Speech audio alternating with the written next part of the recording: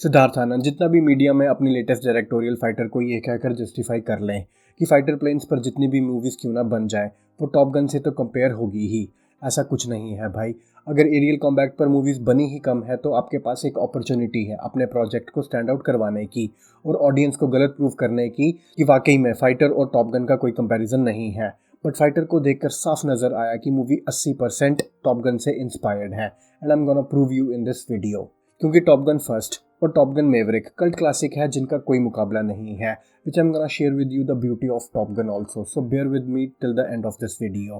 तो सिद्धार्थ आनंद ने मीडिया में पहले ही बोल दिया कि कोई ना कोई मूवी तो कहीं ना कहीं से ज़रूर इंस्पायर्ड रहती है, जो मैं मानता हूँ। बट फाइटर में थोड़ा तो अलग करो यार, कुछ तो क्रिएटिविटी दिखाओ मूवी में। वही घिसे पिटे डायलॉग्स, डल सा बैकग्राउंड स्कोर और फाइटर किस तरह का टाइटल है यार, I don't get it. Fighter jets पर मूवी बनाओगे तो फाइटर नाम रख दोगे क्या? क्या मतलब है यार ये? और ऐसा नहीं है कि सिद्धार्थ आनंद की मूवीज के साथ ये फर्स्ट टाइम है। बैंग बैंग वॉर और पठान में भी तो यही था। इनके टाइटल्स कौन से यूनिक थे? बस इस टाइम कुछ अलग था, तो वो था एरियल कॉम्बैट के नाम पर यूनिक एक्शन, जो इंडियन सिनेमा का फर्स्ट अटेम्प्ट है। एक अच्छा एक्शन दिखाकर मूवी कंप्लीट नहीं हो जाती भाई साहब, उसमें और भी बहुत सारी चीजें आज की ऑडियंस डिमांड करती है, स्पेशली मी। और अगर फाइटर जेट्स पर मूवी बन रही है तो वो टॉप गन से तो कंपेयर जरूर होगी, क्योंकि टॉप गन ने स्टैंडर्ड ही इतना बड़ा सेट कर रखा है। और बैंग बैंग के साथ भी तो ऐसा ही हुआ था, वो भी तो टॉम क्रूज की नाइट एंड डे से इंस्पायर्ड है।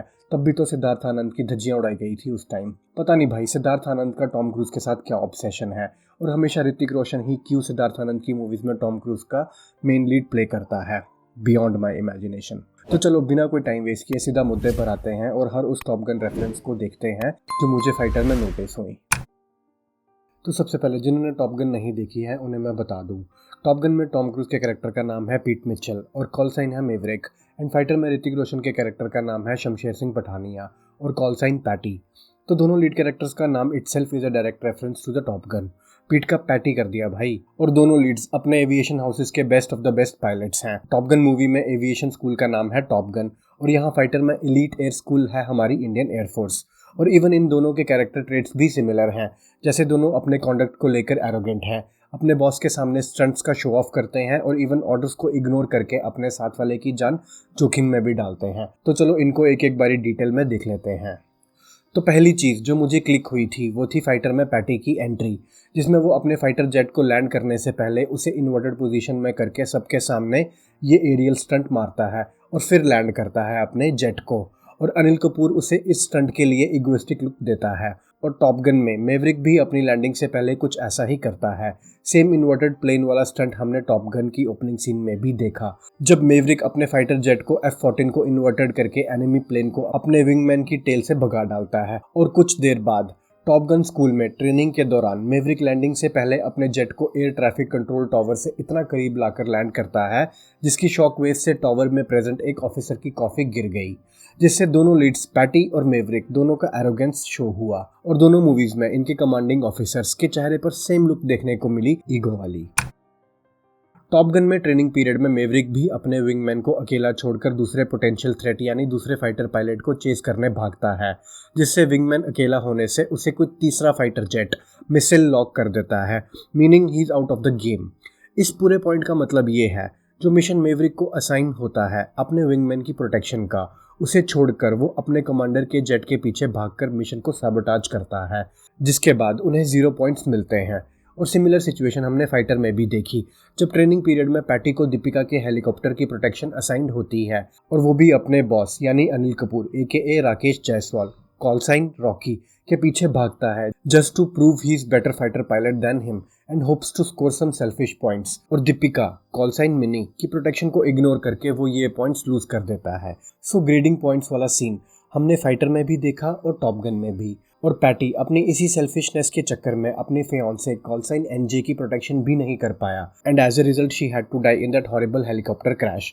और सिमिलर सिचुएशन पैदा हुई थी टॉप गन में भी, जिसमें मेवरिक की सेल्फिशनेस से उसका रडार इंस्पेक्टर ऑफिसर और बेस्ट फ्रेंड गूस को खोना पड़ा।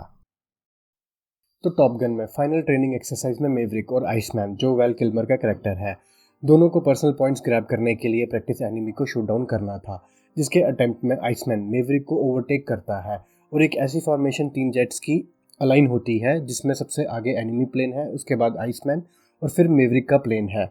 इसी फॉर्मेशन में जब आइसमैन यानी बीच वाला पायलट पीछे हटता है और एनिमी प्लेन के जेट वॉश से मेवरिक के प्लेन के दोनों इंजन्स बंद हो गए और प्लेन स्पिन करने लगा, मतलब कि प्लेन आउट ऑफ कंट्रोल हो गया, जिस वजह से मेवरिक और गूस दोनों को इजेक्ट करना पड़ा।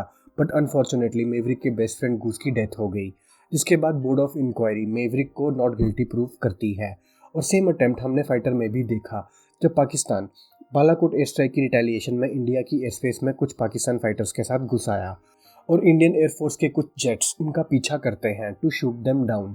और उस टाइम पैटी और उसका विंगमैन ताज दोनों ग्राउंड ऑफिसर्स के ऑर्डर को इग्नोर करके एलओसी क्रॉस करते हैं, मतलब कि अब वो इस टाइम पाकिस्तान के एयर स्पेस में है, जिसके रिजल्ट में ताज के जेट को एम्बुश किया जाता है पाकिस्तान के फाइटर जेट्स द्वारा। एंड एज अ रिजल्ट ताज और उसका रडार इंसेप्टर ऑफिसर बशीर दोनों पीओके में क्रैश करते हैं, जिसका whole and sole responsible Patty था। बट इंडियन एयरफोर्स की बोर्ड ऑफ इंक्वायरी पैटी को भी इस गलती के लिए नॉट रिस्पॉन्सिबल मानती है और पैटी को हैदराबाद ट्रांसफर किया जाता है as a flying instructor.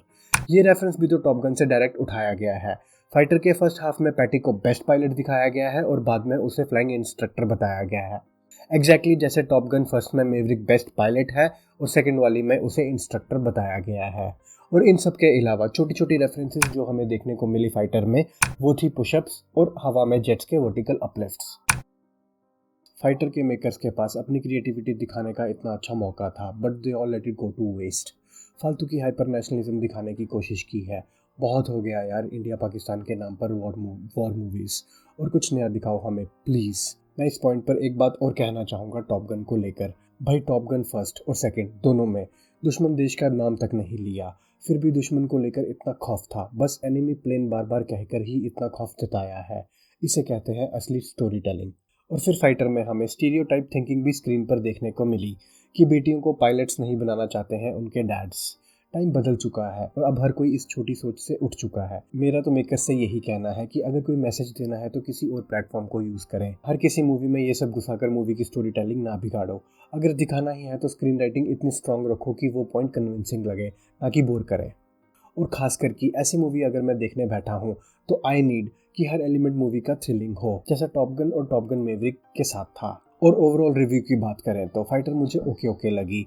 Movie patriotism को लेकर एग्जैजरेटेड है, जो चीज़ दिखाने वाली है वो दिखाई नहीं है।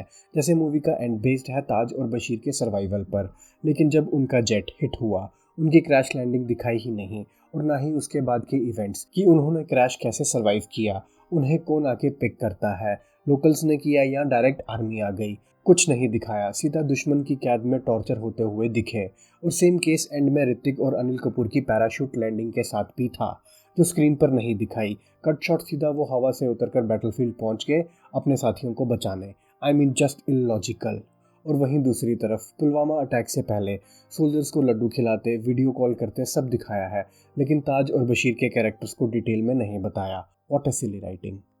और बैकग्राउंड स्कोर की बात करें तो फाइटर का म्यूजिक भी कुछ खास हिट नहीं होता, सिवाय वंदे मातरम सॉन्ग के। पूरी मूवी में बस वही मोमेंट था जहां मुझे प्राउड फील हुआ इंडियन होने का। मैं मानता हूं कि लोगों के इमोशंस देश के साथ जुड़े हैं, बट हर मूवी जो रियल इवेंट्स पर बेस्ड है वो एक एक्सपेक्टेशन के साथ आती है। डनकर्क भी तो रियल इवेंट्स पर बेस्ड है, but look at its approach. उसका क्लाइमैक्स भी एरियल कॉम्बैट पर फोकस्ड है, तो फाइटर की स्टोरी टेलिंग इतनी वीक क्यों? अगर टॉप गन की ब्यूटी के बारे में बात करूं तो मैंने इस मूवी को 3 सिंपल चीज़ों से जज किया है। First is cinematography, second is thrilling elements and last is its music. सच कहूं तो टॉप गन मैवरिक ने प्रूव किया है कि सीक्वल्स ओरिजिनल से बेटर भी हो सकते हैं। टॉप गन मैवरिक बहुत कम डिपेंडेंट थी वीएफएक्स पर, ऑलमोस्ट सब ओरिजिनल था। सिनेमाटोग्राफी की बात करें तो उफ, आप खुद ही देखो ज़रा।